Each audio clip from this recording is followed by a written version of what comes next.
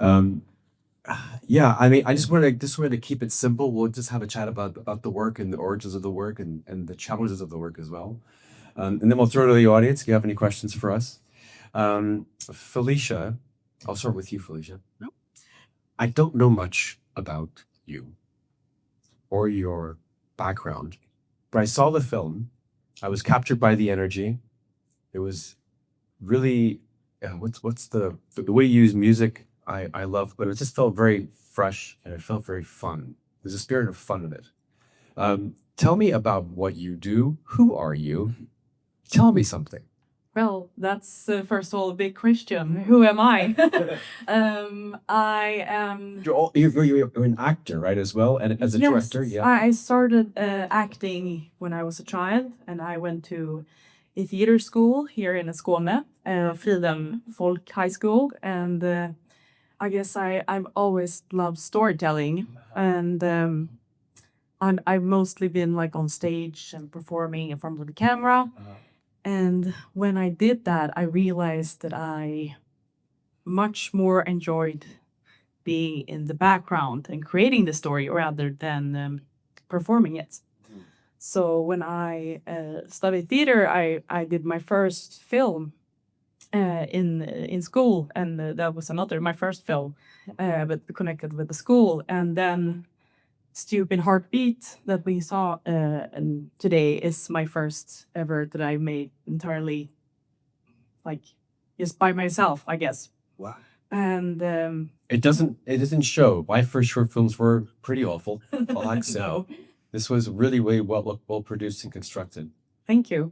What was the kind of origin story of the production of the seed of the idea? Tell us a bit about that. But I also want to know how you cast it, how you put it together. Yes. So, I together with my scriptwriter, I had the story how I wanted it to be, and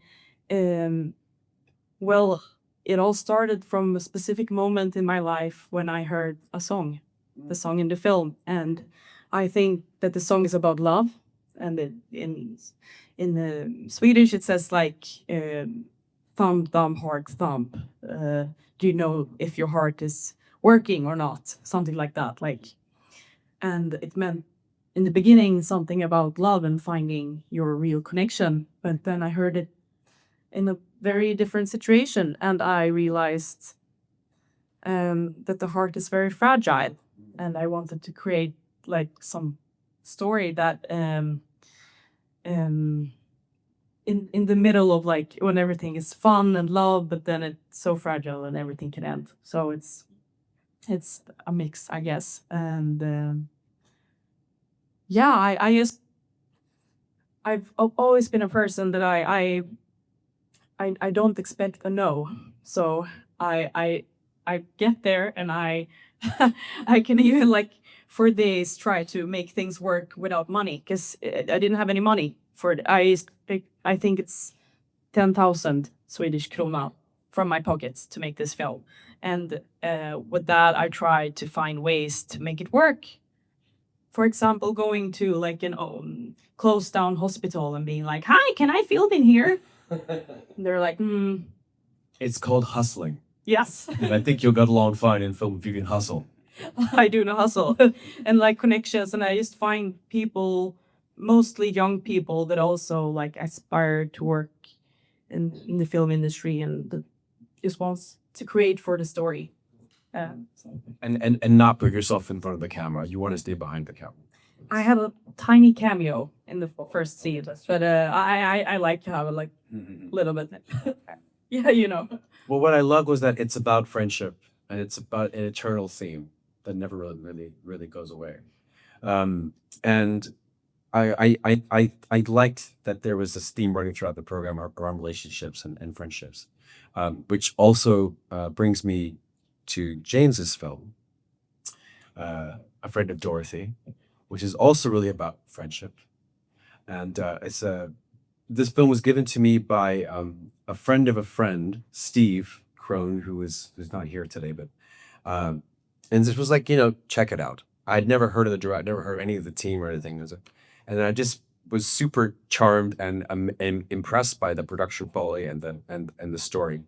And so we invited the film, and here you are winning awards at the Holly Shorts and an audience award last night in Denmark. Which festival was it again? Denza. Denza in Denmark.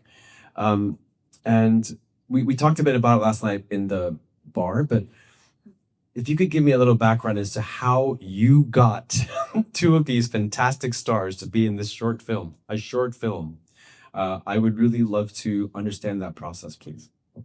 Sure. Hi, everyone.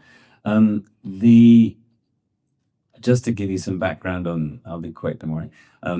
But I usually make television in the UK. It's just a more solid livelihood. And so I was making a thriller for Disney Plus, and the director and the writer of the short Lee was in that show. So I was editing the show, and he came in for some ADR and gave me the script. And I kind of executive produce a lot of short films, but I don't actually do the the producing stuff. And he gave me this, and I thought, actually, I would really love to produce this. I love this script. These TV shows take a long time. I was on it for 18 months, and I thought I just need a break from that, and this would just be perfect. And he had written it and got it to Miriam Margolyes through a friend of his. So she knew about it. And I said, look, we should only really do it if there's only one Miriam Margolyes. She's so unique. Sure. And so if she's up for it, as you say, then I'm definitely up for it. And I think lots of people will be up for making this film. And so I contacted her agent, who I knew in London, and a few conversations later, she definitely wanted to do it. There's a funny thing with agents don't want to make short films because there's no money in it for them. But if you get someone quite famous who says, no, I want to do this film, then they have to. So she wanted to do it, and we said, look, give us a week sometime. And they were like, yeah, we've got the last week of February where she's available. And it's like, well, that's our shooting week. And we just built around, this was like November time, and we just built around that and got everything together. It's hustling as well, just like my friend here. And it was like, that's what short films are. It's just all a hustle. So we raised money. And I had Stephen Fry on another of my TV series, and I kind of knew him and kept in touch. And he is incredibly generous person with his time. And I just sent it to him and said, look, there's this tiny part for you. It's a morning. If you're around. And he knew Miriam they both were at Cambridge University, not together, but they that lot sort of know each other. And he was up for it too. And he wore his own clothes in it and stuff like that. He's a very large man, and so it's quite hard to find wardrobe for him. So do you have a pinstripe suit? He's like, yes. And so when they were on, you just try and keep hold of them. And it was good to have this 1 week where we had to get it done. And we just put all the pieces together, and before we were starting, it was a 4-day shoot. During that week. And so I guess it's a question. It was Lee's first film as a director. Yeah. And you were a very experienced producer on major, large budget productions. Did you come at this with a feeling of like, I got to kind of manage the energy here, manage expectations, maybe offer some, you kind of perhaps want to shoot for the moon. You're like, hey, let's be honest about it. You've got two great stars. You've mentioned in this way.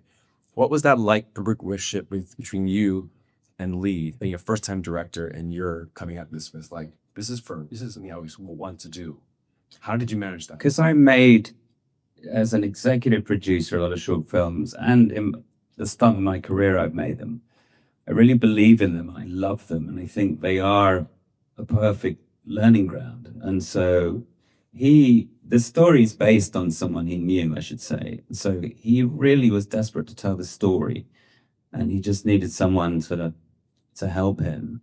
I loved the story, and so we developed the script over a couple of months to get it right. And I just believed in him. Funny enough, because he's an actor and you're an actor too, Natalie, it's funny. And our films have sort of themes, I think, in parallel. But actors actually make very good directors. He didn't know the front end of a camera from the back, but he's exceptional director of actors because he's been in these situations and he understands what acting is. And he also does coaching and in his spare time and so on. So I just sort of believed that he would be really good. He was so passionate about the story.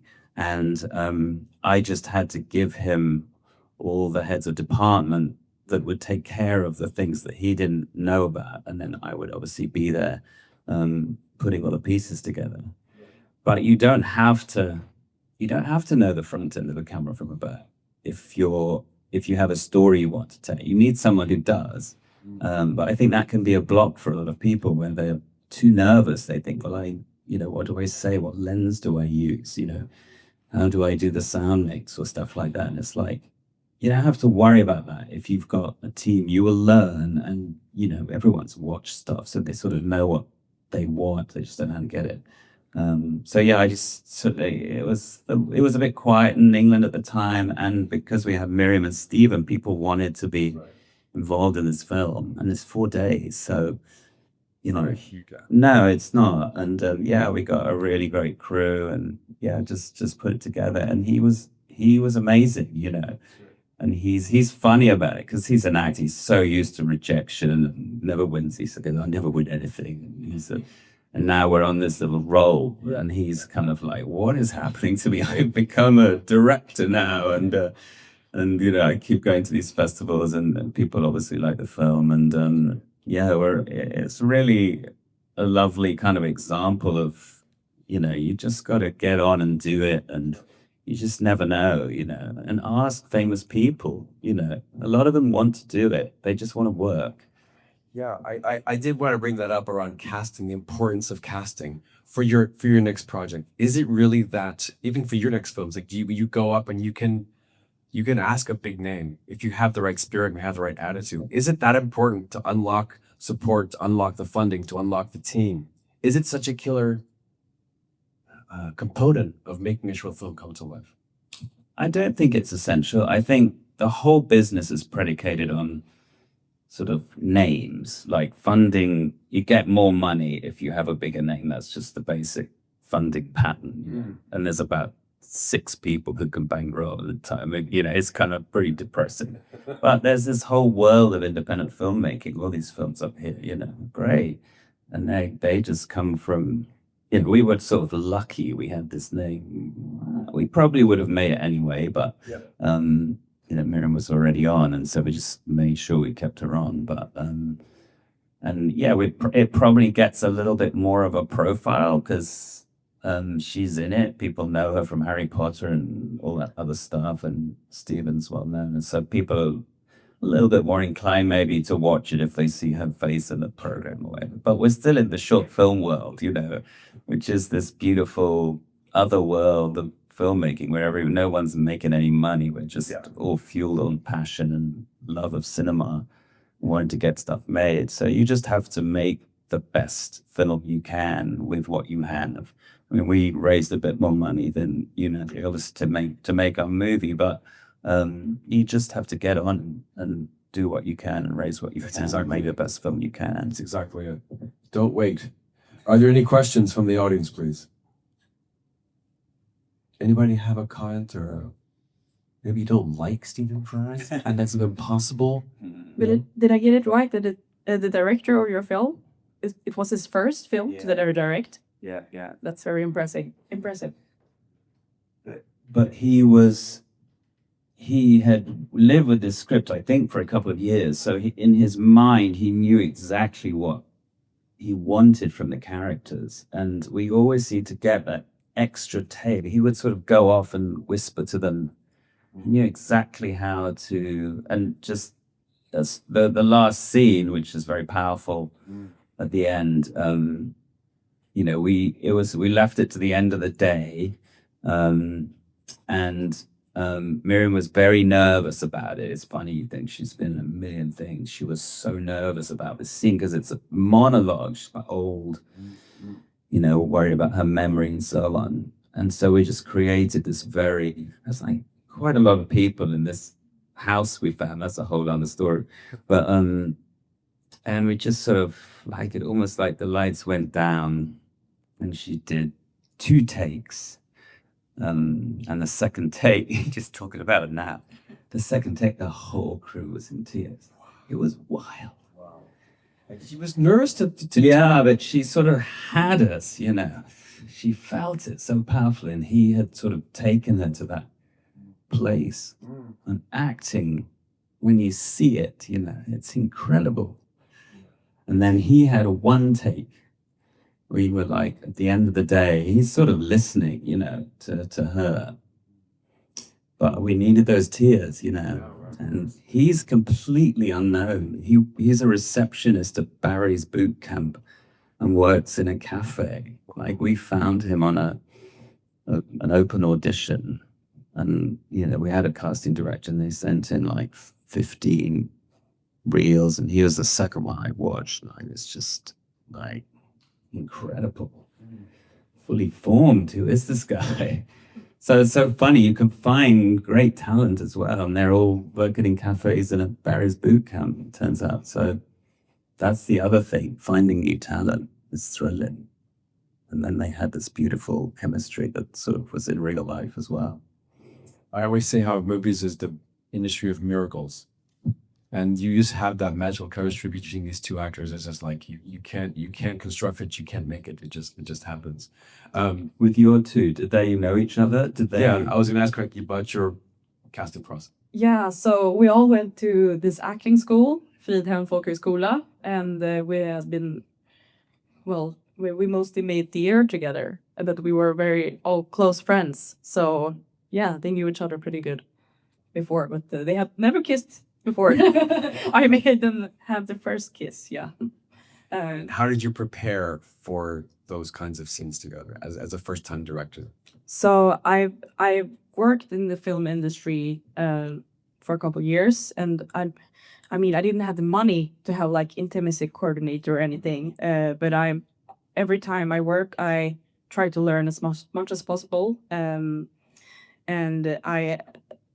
what I've seen and learned was that it's very important to have very clear boundaries and being very like you talk about everything. So I guess I went into many roles. I was also a intimacy coordinator, and we talked a lot about it, and we had like how many seconds, where can I touch you, and we actually made a lot of theater exercises since that's what we've done a lot. So yeah, I just try to make them feel very comfortable with each other, and to me be clear where they're going to touch each other. Because even if it's just a kiss, it should be very clear when what you're doing, so you're not stepping over boundaries, I guess.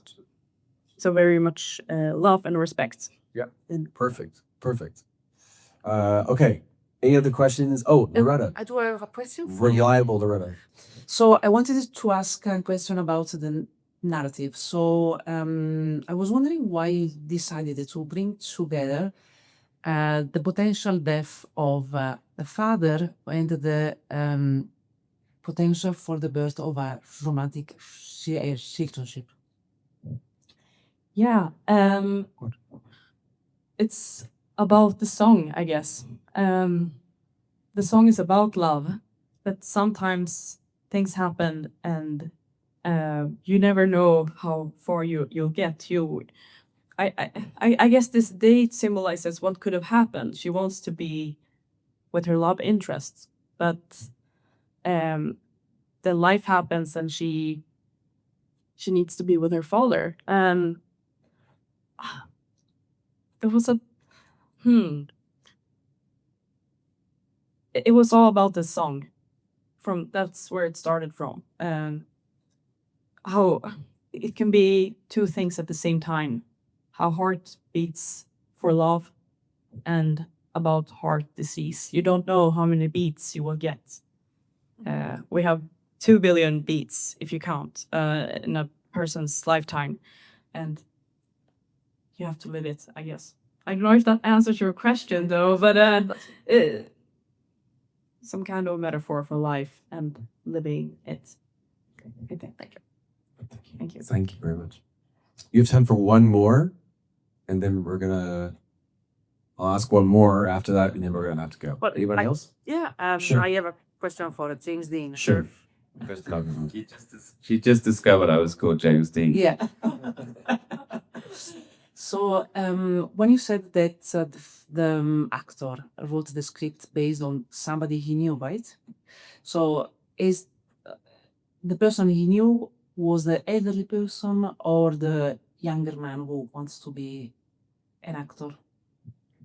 So the person he knew was an elderly woman called Shirley, and he lived next to her, and they became good friends.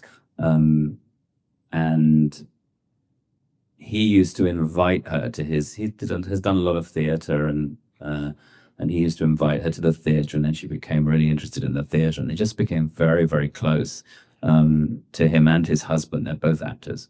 And then during COVID, they kind of looked after her, and then she died after COVID. But she actually has quite a nice son, so the story isn't true reflection of life, but it was all about they got so much out of their relationship with her, and she got so much out of her relationship with them, and he wanted to write about that, that we close ourselves off from friendships that can give us, great joy and happiness and connection just on the perception, especially with young people to old people who are devalued in our society. And he sort of wanted to do it like that. So he sort of exaggerated the distance between the friendship, which makes it more interesting. But yeah, the son is still alive, and he'd started writing it while Shirley was still alive, and she was sort of like, "You've got to write this film. You've got to write this film." So it has a lot of emotional resonance for Lee, especially because he feels like he's done it for her. I mean, I think that. Oh yeah, sure. Go ahead. And I want to ask us, Natalie, what's your Felicia. Felicia? Sorry. No worries. Natalie, I don't need no worries. Felicia, yeah. Sorry, but anyway, you're from theater. I know you're making a movie, and you were acting, and I want how the difference between directing for a movie, actors for a film, and actors for being an actor in theater, because it's different processes. I guess. I think. Yes. I know. Very different. And how? It's Yeah, different. how do you have any thoughts about it or any conclusions? Yes, I have. Comment? My first short film that I made when I were in theater school, it's a bit about that, because the script I wrote was originally for a theater scene, and then I wanted to make it into a short film instead. So I really have been experimenting with that line between what's theater, what's film. First of all, I think being an theater actor for theater, you need to have done quite big work on like how to present your body and your voice. You really need to be heard and be able to control your body. Of course, you need that in film acting as well, but you don't need to have the right tools. You can still whisper, like you don't. I think it's more of body work to be in theater in general. That's the biggest difference. I think anyone could act, not good necessarily, but anyone could be acting in front of a camera. Not everyone could go up on a stage and fill a room in that way. I think that's the difference. That's a great question. I felt like, from what I know about acting, it's like people say that when the camera's on you, the subtlety of the facial movements is really about also body control and controlling every single muscle in your face to give an impression of understanding and of empathy and of connecting with the situation without going, because it becomes too exaggerated, right? On a massive screen, you have to be very controlled with how you move your face. I can't do that. I can't. Those minutiae of moments are really, really hard to master with. And I admire those people who can do it really, really well. But Me too. it's a huge world of difference between TV, cinema, and theater. I think is a massive difference. Okay, so just quickly, tell me about what your next projects are. You've got about 90 seconds to explain, and then tell our friends how we can find your films. What's next? Where are they going to be launched? Where can we see them? I think it's a crisis right now of finding good short films. There's no platforms out there really to find curated stuff. Tell me what your plans are to get it out. The first, tell me what you're doing. I have so many projects in mind, but I Good will. answer. I'm also started producing a bit, so I'm like, which way should I go now, producing or directing? But what I want to direct is I've moved up to the northern part of Sweden, Gällivare, and I'm living with people who work in the mines. So I think that's the project that will actually work. Is I'm going to create a film for the mines up in the Gällivare, mostly documentary, I think, but maybe I like fiction more, but I will probably read something about the mines up in Gällivare. Yes. Great. And also you can get those things happening faster. I think the hardest thing about making films and short films is keeping acting. You wait for 12 months, 18 months, you get like, wow, it drives you nuts. But to get something going and being quick about your work in the documentary form is a much faster turnaround most of the time. Don't ask Steve James that, because it's like, those will take 12 years to make. But that's great. You're going beyond fiction to nonfiction and experiment. I want to try that, but I'm also producing short films. Cool. So I will try to find what can I do now and still have energy. I have a lot of the things going on at the same time, but I need to focus on one. And I think now that I live in Gällivare, I need to focus on the mines. Yeah. And then film will be released at any point. Do you have plans to get the film out online? I have my Distribution. website that I upload my things, Fantastic. my projects, and it's called in Swedish Kultur hos Nelin, my last name. So Cultura Nelin, Kultur hos Nelin. You can find it, just search for it, or my Instagram. Okay. Felicia Nelin. Beautiful. Okay, Thank you. Thank you. And James Dean. So I'm actually shooting something at the moment, which is a TV show, which I'm doing in Dublin.